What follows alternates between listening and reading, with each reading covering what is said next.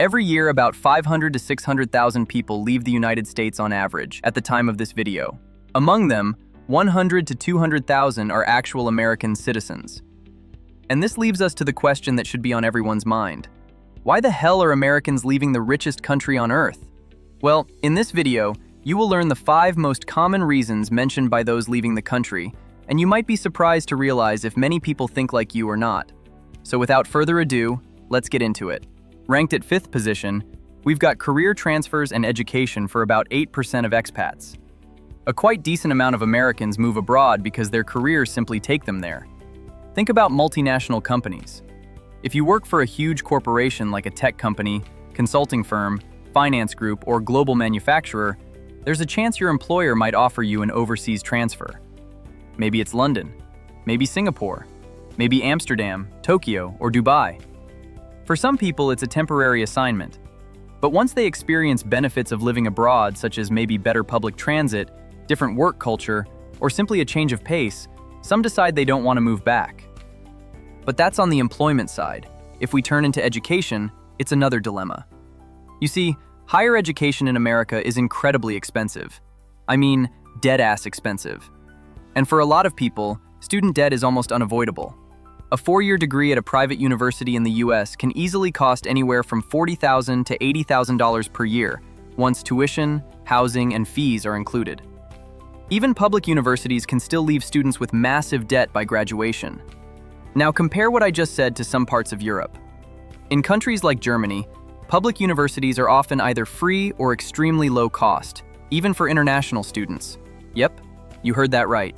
Now in countries like, let's say, France, tuition at many public universities can cost just a few hundred to a few $1,000s per year, depending on the program. Suddenly, spending 4 years overseas starts looking less like a crazy idea and more like basic math.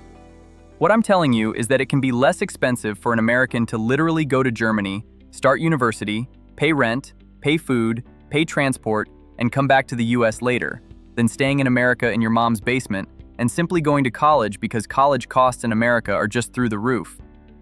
Now that you get that, let's move to the 4th reason, which might surprise a ton of y'all but is a reality: relationships. And it can be very simple. For example, someone studies abroad, travels for work, or goes on vacation and meets someone. They then fall in love, get married, and eventually settle down in their partner's country. That story is way more common than most people realize. But there's another side to this too. Some Americans actively look for relationships abroad because they don't like the dating environment in the United States. I mean, when your country has a 50% divorce rate, can you blame them? But that's a reason that's often not talked about, yet surprisingly common. Let's move to the 3rd reason: safety. For many Americans, especially people planning families or already raising children, safety is becoming more and more of an issue. And that explains why it ranks 3rd among expats. The US generally experiences higher rates of violent crime and homicide than many Western European and East Asian countries. Countries like Japan, South Korea, Norway, Switzerland, Spain, and Singapore often rank among the safest places in the world when it comes to homicide rates and public safety. Meanwhile, the United States tends to rank worse than many of its wealthy peers in areas like gun violence and violent crime overall. And contrary to what you could think, it's not actually dramatic events that fuel the envy to leave the nation, but actually the accumulation of stress. I'm talking about seeing gun shootings at schools, car robberies on the news, or be scared to walk in certain neighborhoods. These are realities that many people in other wealthy countries don't have to deal with on a daily basis. Let's move to the 2nd most common reason for 20% of expats: the political climate. If there's one thing almost everyone can agree on, it's that America feels deeply divided right now. Politics in the United States has become incredibly intense, and for some people, it's definitely exhausting as well. And so, many people just decide to move to another country with a more predictable future. Interestingly enough, though, this isn't just one political group leaving the nation. You'll find conservatives moving abroad, but liberals as well. Since American politics can't agree on where to go, people simply take their beliefs and go to countries where people share them. People who want lower taxes might go to Dubai. People who want universal healthcare might go to Europe. And people who want an US with less drama and more snow might move to Canada. And now, the biggest reason by far: money. More specifically, the rising cost of living. and this account for about 45% of people, meaning almost half of people leaving. The most common groups of people leaving are retirees, freelancers, remote workers, and middle-class families with highly in-demand jobs. And when you ask them what are the worst expenses, 3 of them are pronounced in every mouth. The first one is housing. In major cities, rent prices have exploded, and even earning a good salary doesn't guarantee financial comfort anymore. The second one is healthcare. Even people with insurance can face huge bills. Retirees especially worry about medical costs eating through their savings.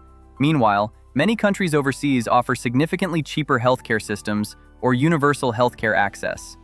Countries like Portugal, Spain, Mexico, Thailand, and Costa Rica have become popular destinations partly because people feel their money stretches further over there. And finally, inflation made everything worse. Housing and healthcare are already massively expensive, but to add fuel to the fire, over the last few years, prices climbed across everyday essentials as well. We're talking about food, cars, gas, and pretty much anything you need to survive. And talking about cost of living, if you want to improve your finances in these crazy inflationist times, consider using budget planner books where you can track your income and expenses on a daily to monthly basis. Using them will make it easy for you to track where you can save extra money every month. On the video description, I have links for you to order some for yourself on Amazon. Using any of these links would directly support the channel as well. So that's it for the video. If you enjoyed it, kindly give a like, it would be greatly appreciated, and subscribe to the channel for more content like this. In the meantime, why not watch one of the videos showing on your screen right now? I'll see you on the next one.